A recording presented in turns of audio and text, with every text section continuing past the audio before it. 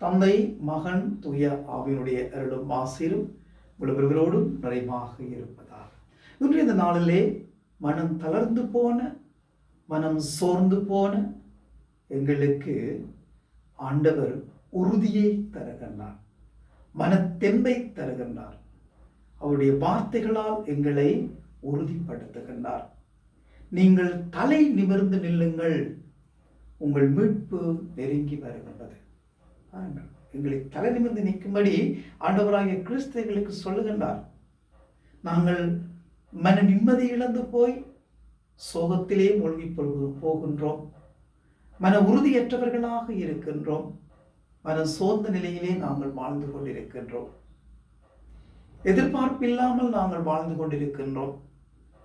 வாழ்க்கையிலே பல இன்னல்களைக் கண்டு, இடர்களைக் கண்டு, துன்பங்களைக் கண்டு, துயர்களைக் கண்டு நாங்கள் சோர்ந்து போனவர்களாக துவண்டு போகின்றோம்.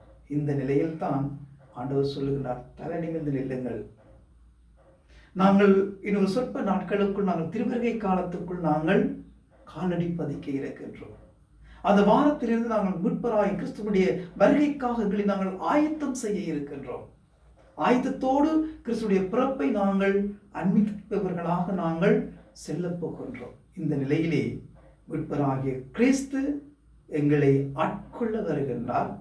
மீட்பராகிய கிறிஸ்து எங்களை வழிநடத்த வருகின்றார். மீட்பராகிய கிறிஸ்து தம்மோடு எங்களை இணைத்துக் கொள்ள வர இருக்கின்றார். ஆகவே தலை நிமிர்ந்து நில்லுங்கள், மனம் சோர்ந்து போகாதீர்கள், மன உறுதியற்றவர்களாக இராதீர்கள், உறுதியோடு வாழுங்கள். தூய பவுலடிகளார் அழகாக சொல்லுவார், எனக்கு உறுதியூட்டும் இறைவனால் எதையும் செய்ய எனக்கு ஆற்றல் உண்டு.